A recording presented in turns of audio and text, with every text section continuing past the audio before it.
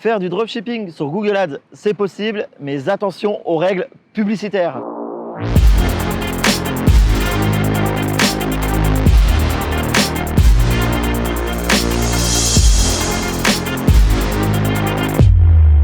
Yorana. Et comme on dit ici, Yorana, ça veut dire bonjour en tahitien. C'est Benjamin Chevillon. Je suis expert Google Ads certifié et membre du programme Google Partner. Dans cette vidéo, je vais te montrer comment faire du dropshipping grâce à Google Ads. Avant de commencer, le dropshipping, c'est quoi? C'est un modèle économique qui est dédié au e-commerce principalement. Et le dropshipping te permet de vendre en ligne sans avoir de stock. En effet, lorsque tu vends en ligne à un acheteur qui achète sur ta boutique en ligne, tu passes commande toi auprès du fournisseur et le fournisseur envoie ton colis pour toi à ton acheteur. C'est ce qu'on appelle le dropshipping, c'est-à-dire que tu ne possèdes pas de stock au sein de ton entreprise, au sein de ta maison, au sein d'un quelconque entrepôt. Sur Google Ads, les règles publicitaires sont assez strictes depuis plusieurs années par rapport au dropshipping, comme à peu près sur toutes les plateformes publicitaires. Je ne sais pas si tu as entendu parler des bans sur Facebook qui sont très nombreux et très intenses et très durs. Je sais qu'il y a des amis qui ont perdu leur business model du jour au lendemain alors qu'ils livraient leurs clients. Ils avaient un score d'annonceurs Facebook qui était correct et malgré tout, Facebook a suspendu leur compte publicitaire et leur business manager. Et sur Google, c'est un peu la même chose. Il faut faire attention, ne pas pousser mémé dans les orties comme on dit.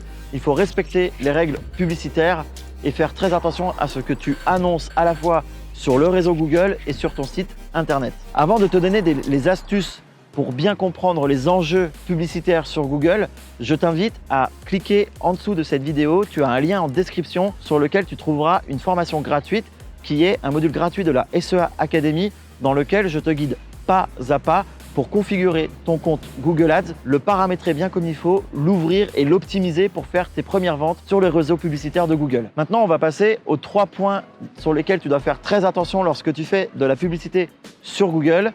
Le premier, c'est bien mettre tes mentions légales sur ton site internet. Je sais que ça peut paraître bateau comme ça, mais c'est hyper important car les robots Google vont venir scanner tes pages et voir si ton site est legit et surtout officiellement enregistré quelque part.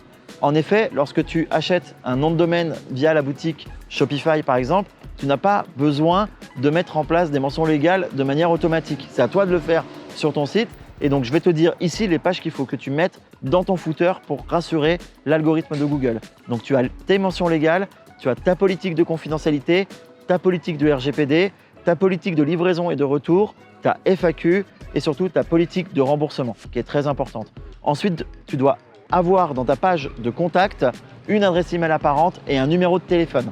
Ça encore, un numéro de téléphone, c'est très important. Sinon, tu ne pourras pas faire de Google Shopping. Alors, je sais que pour un dropshipper, ça peut paraître compliqué d'avoir un numéro de téléphone, mais ne t'inquiète pas, il y a des sites qui proposent des répondeurs automatiques comme Standard Facile, par exemple, qui propose pour 15 € par mois d'avoir un numéro de téléphone français avec une annonce répondeur. Et dans cette annonce, tu peux très bien dire que ton service clientèle est submergé par les demandes et qu'il vaut mieux envoyer un email à ton adresse de SAV officielle. En deuxième point, fais très attention au contenu de ton site. En effet, de nombreux sites e-commerce et en particulier de nombreux sites de dropshipping mettent des faux compteurs sur leur site internet. Déjà, c'est totalement illégal. Tu risques un contrôle de la DGCCRF et je peux te garantir que ça ne rigole pas. Donc, les faux avis, les faux compteurs de stock, les faux compteurs de visiteurs, les fausses ventes que les gens peuvent faire sur ton site, c'est entièrement interdit, déjà par la loi, mais aussi sur le réseau publicitaire de Google.